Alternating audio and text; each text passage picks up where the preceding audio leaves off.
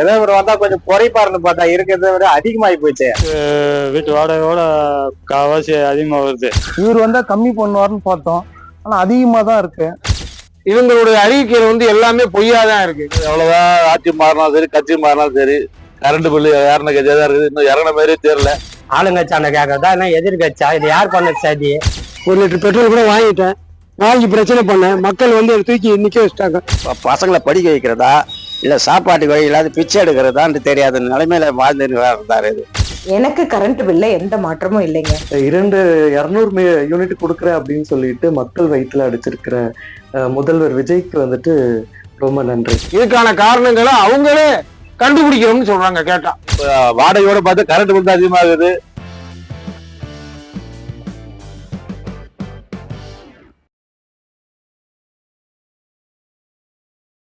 Current bill போன மாசம் 9,500 ரூபாய், இந்த மாசம் 12,500 ரூபாய். அதே மாதிரி வீட்டுல வேலை செஞ்சிருந்தேன், வீட்டுக்கு கரண்ட் பில் 3,000 ரூபாய், 2,900 ரூபாய், 2,500 ரூபாய் அப்படி வரும். இப்போ 5,500 ரூபாய் கரண்ட் பில். ஏதோ ஒரு வந்தா கொஞ்சம் குறைப்பாருன்னு பார்த்தா இருக்கிறத விட அதிகமாகி போச்சு. வாழ்வாதாரம்லாம் ரொம்ப கஷ்டமா இருக்கு. இப்ப நமக்கு கரண்ட் பில்லு ஓடுறது, மழை டைம் வந்தா கரண்ட் ஓடாது. ஆனா ஃபிரிட்ஜ் எல்லாமே யூஸ் பண்றதுதான் அதே கரண்ட் பில்லு தான் வருது. போன வாட்டி 2,000 ரூபா கட்டின கரண்ட் பில்லு இந்த வாட்டி 2,500 ரூபா, 2,800 ரூபா வருது. வீட்டு வாடகையோட காவாசி அதிகமா வருது. முதலமைச்சர் எதனாச்சும் முயற்சி எடுத்து பண்ணணும். நல்லபடியா கரண்ட் பில்லு குறைக்கணும். ஆட்சி மாறும்னு சொல்லிட்டு எல்லாம் எதிர்பார்த்தோம். இப்போ விஜய் வந்திருக்காரு, நல்ல ஒரு விஷயம்தான். அவர் வந்திருக்காரு. அவர் மின்சார இதுல யூனிட் ஸ்டாலின் 100 யூனிட் ஃப்ரீனாரு, இவர் 200 யூனிட் ஃப்ரீனாரு.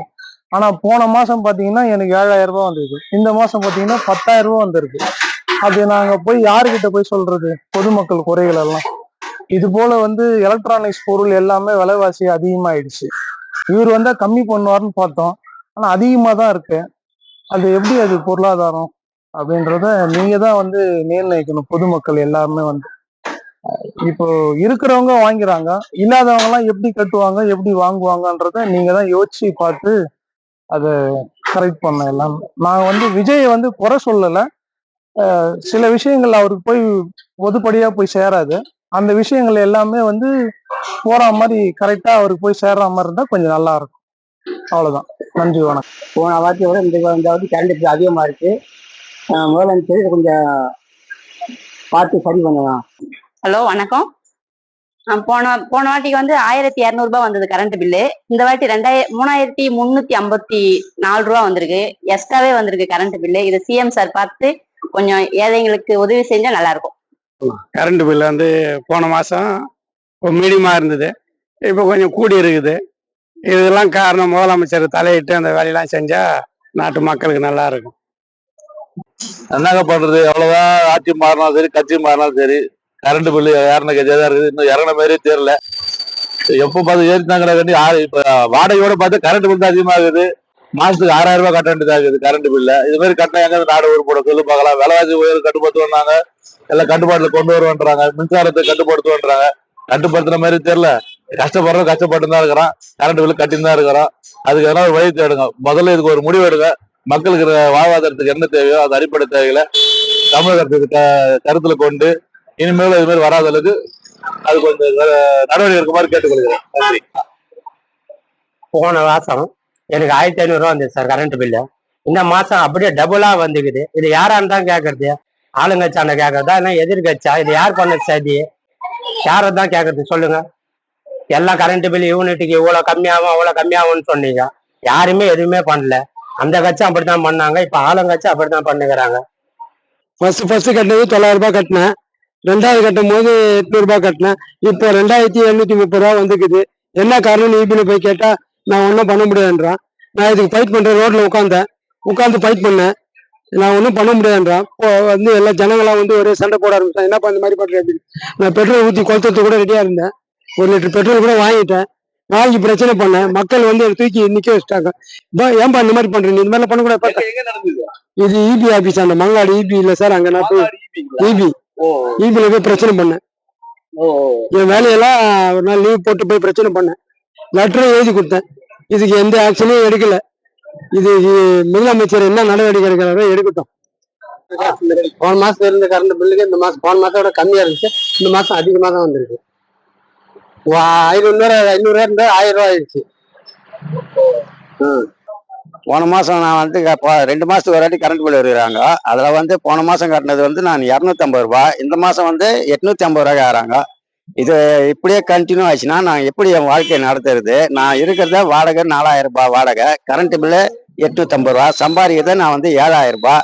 இதுலயே எனக்கு இப்படி போயிடுச்சுன்னா நான் குடும்பத்துல என்ன பண்றது? பசங்களை படிக்க வைக்கிறதா இல்ல சாப்பாட்டுக்கு வழி இல்லாத பிச்சை எடுக்கிறதான்னு தெரியாத நிலைமையில வாழ்ந்துன்னு இருந்தாரு.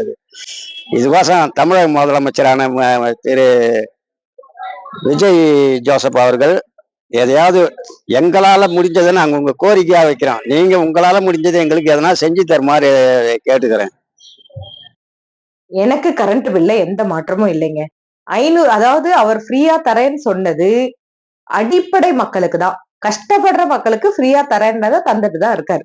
500 யூனிட்டுக்கு மேல யூஸ் பண்ண முடியுது ஒரு குடும்பத்தாலனா அவங்க ஓரளவுக்கு வசதி வாய்ந்த குடும்பமா தானே இருக்க முடியும். சோ அவங்களுக்கு இல்லைன்னு சொல்றதுல எந்தவித தப்பும் இல்லைன்னு நான் நினைக்கிறேன். அரசுக்கு ஒரு அன்பான வேண்டுகோள் என்னவென்றால், மின்சார கட்டணம் என்பது அன்றாட தேவையானது. அது வந்து ஏழை மக்கள் நிறைய பயன்படுத்துகிறார்கள். ஆகவே இந்த மாதம் பாத்தீங்கன்னா நமக்கு மின் கட்டணம் மிக உயர்ந்து வந்திருக்கிறது. நாங்கள் மிடில் கிளாஸ் ஃபேமிலி சார்ந்தவர்கள். ஆகவே தயவு கூர்ந்து அரசு தலையிட்டு முழு கவனம் செலுத்த மாதிரி கேட்டுக்கொள்கிறோம். போன மாசத்தோட இந்த மாசம் கரண்ட் பில் கொஞ்சம் அதிகமா வந்துருக்கு சார். அதனால நீங்க மின்துறை அதிகாரிகள் இதை பார்த்து நடவடிக்கை எடுத்தா நல்லா இருக்கும். அது மாதிரி ஏழைப்பட்ட மக்களுக்கு கொஞ்சம் நல்லது செய்யணும். அதான் நாங்கள் எதிர்பார்க்கிறோம். நன்றி, வணக்கம். வணக்கம், என்னுடைய பேர் மரக்கா. அதாவது என்ன அப்படின்னா வந்துட்டு தமிழ்நாடு முழுக்க இருக்கிற ஒரு தலையாய பிரச்சனையா நம்ம பாக்குறது கரண்ட் பில், மின் கட்டண உயர்வு. அந்த மின் கட்டண உயர்வுல வந்துட்டு பாதிச்சது வந்துட்டு என்னுடைய குடும்பம் ஒண்ணு, நானும் ஒண்ணு. ஒரு திருநங்கையா வந்துட்டு ஒரு தனியா வீட்டு எடுத்து இருக்கிறோம் அப்படின்னா வாடகையே எங்களுக்கு ரொம்ப அதிகமா இருக்கும். அதுல இந்த கரண்ட் பில் ரொம்ப ஏறினது வந்து பெரிய விஷயம். கடந்த மாசம் வந்து பாத்தீங்கன்னா நான் வெறும் வந்துட்டு ஏசி நைட்டு ஃபுல்லா போட்டா கூட எனக்கு 3000 தாண்டாது. இன்னைக்கு வந்துட்டு 5500 ரூபாய் நான் கரண்ட் பில் கட்டியிருக்கேன் கடந்த மாசம். இது வந்து ரொம்ப பெரிய அபத்தம். 200 யூனிட் கொடுக்குறேன் அப்படின்னு சொல்லிட்டு மக்கள் வயிற்றுல அடிச்சிருக்கிற முதல்வர் விஜய்க்கு வந்துட்டு ரொம்ப நன்றி. போன மாசம் கரண்ட் பில்லு 2300 ரூபாய் வந்தது. இந்த மாசம் வந்து 4503 ரூபாய் வந்தது. இது என்ன காரணம்? ஈபில போய் கேட்டா அப்படிதான் வரும்னு ஒரு அலட்சியமா பேசுறாங்க. நம்ம கோபமா பேசல, அவங்கதான் கோபமா பேசுறாங்க. அடுத்த மாசமும் அதே மாதிரி தான் வரும்னு சொல்றாங்க. இது எப்படி இந்த எப்படி நடவடிக்கை எடுக்குன்னு தெரியல. என்ன பண்றதுன்னு வழியே தெரியல. யாரை போய் பிடிக்குதுன்னு ஒண்ணுமே புரியல. சொந்த வீடு தான் பிரச்சனை. ஆனா கரண்ட் பில்ல அதிகமா கட்டுறோம். கடை வாங்கி கட்டிக்கிறேன் இந்த மாசம். நான் அடுத்த மாசம் என்ன பண்ண போறேன்னு தெரியல.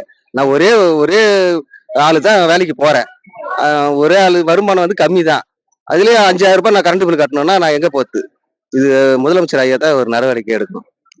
போன வாட்டி 3000 வந்ததுப்பா, இந்த வாட்டி 6000 வந்துக்குது. என்ன பண்றதுன்னு தெரியல. கூலி வேலை தான் செய்யறோம் நாங்க, வாடகை கொடுக்கணும். என்ன பண்றது என்ன பண்றதுன்னு புரியல. நீங்க தான் பார்த்து எதுனா பண்ணணும். வணங்க. வீட்டுல வந்து கரண்ட் பில் வருதுன்னு சொல்லி சாரு கேட்டிருந்தாரு. ஆமாங்க, இந்த வாட்டி எப்பவுமே அவ்வளவு கரண்ட் பில் வராதுங்க. 2488 ரூபாய் இந்த வாட்டி வந்துருக்குதுங்க. 200 வீட்டுக்கு கரண்ட் ஃப்ரீன்னு சொல்லியிருந்தாங்க.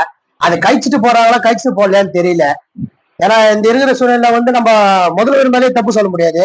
ஏன்னா உள்ள நடக்கிற பிரச்சனை என்ன நடக்குதுன்னு தெரியல. இதை கொஞ்சம் சிஎம் அவர்கள் இதை வந்து கண்காணிச்சு கொஞ்சம் இதை நடவடிக்கை எடுத்தா மக்கள் நல்லா இருப்பாங்க. அது சொல்லிக்கிறேங்க. கடைக்கு போன மாசம் 5000 கரண்ட் பில் கட்டணும். இந்த மாசம் 9000 வருது. உங்களுக்கு அதிகமாயிடுச்சு. மோட்டர் இருக்கு. மோட்டரு வந்து கிளீன் பண்ற மோட்டர், உண்காட்சி மோட்டர் ஓடுது. மோட்டர் இருக்கு, ஒன்று தண்ணி மோட்டர் இருக்கு. கரண்ட் பில் இப்படி வந்தா எப்படின்னு தெரியல. கடன் தெரியல. எங்கள்ட்ட 5 பேர் வேலை பார்க்குறோம். 5 பேர் சம்பளம் கொடுக்கணும். கடை வாடகை இருக்குது. இவ்வளவுதையும் பார்த்தா கரண்ட் பில் பார்த்தா இந்த வருஷம் ரொம்ப மோசமா இருக்குது. இது ஏதாவது கவர்மெண்ட் பார்த்தா பண்ணா ரொம்ப நல்லா இருக்கும். பார்க்கலாம். இந்த தடவை வந்து புதிய ஆட்சி அமைஞ்சு 200 யூனிட் வரைக்கும் பொதுமக்களுக்கு குறைக்கப்படும் சொல்லியிருந்தாங்க. என்ன அட்மினிஸ்ட்ரேஷன் பண்றாங்கன்னு தெரியல. 200 யூனிட் குறைக்கணும்னு சொல்லிட்டு பழைய 100 யூனிட்டுக்கு கூட இவங்க ஆப்பு வச்சுட்டாங்கன்னு தான் தோணுது. ஏன்னா 2 மாசத்து கணக்கெடுத்து அவங்க பில்லு தர்றாங்க. இவங்க ஆட்சிக்கு வந்த அந்த 1 மாசத்துல பழைய பில் ஓடி இருக்கும் போல இருக்கு. இந்த 2வது மாசம் லாஸ்ட் 1 மந்த் வந்து இவங்க கணக்குல வருது. இந்த பின்னாடி வர்ற 1 மாச பில்லு தான் ஏறி இருக்குன்னு அந்த மின்சார இலாக்கால சொல்றாங்க. அதுக்கப்புறம் அவங்களே சொல்றாங்க தவறு நடந்துருச்சுன்னு.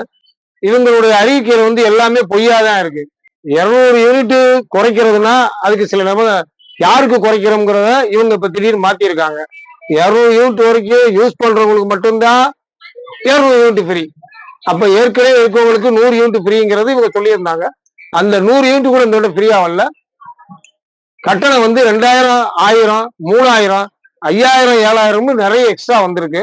இதுக்கான காரணங்களை அவங்களே கண்டுபிடிக்கணும்னு சொல்றாங்க. கேட்டா என்ன காரணம் தெரியலங்க, எங்களுக்குள்ள ஏதோ சிக்கலாகி போச்சு, அந்த மிஸ்டேக் இந்த மிஸ்டேக் போய் கேட்கறாங்க பொதுமக்கள்லாம்.